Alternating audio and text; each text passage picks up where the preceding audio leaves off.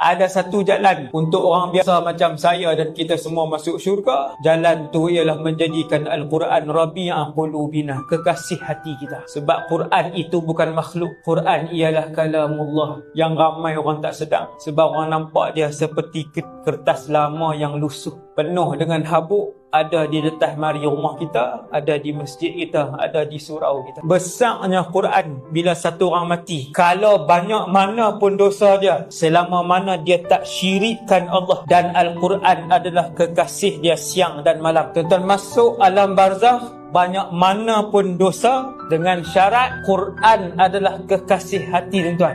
Bila mungkar dan nakir mai kat satu orang ahlul Quran, dosa banyak tapi dia tak pernah syirik, dan dia buat dosa pun bukan buat dosa bangga depan orang, tidak. Malaikat nak pukul dia, tiba-tiba datang Quran. Al-Quran itu menghalang malaikat tu.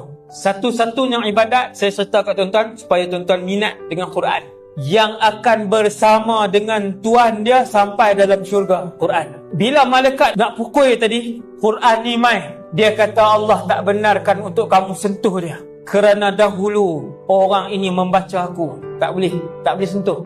Yang ni hadis Nabi, bukan saya cerita ni. Akhirnya malaikat itu berundur dan meninggalkan Tuhan itu. Tapi manusia lupa bahawa mereka boleh membaca kalamullah.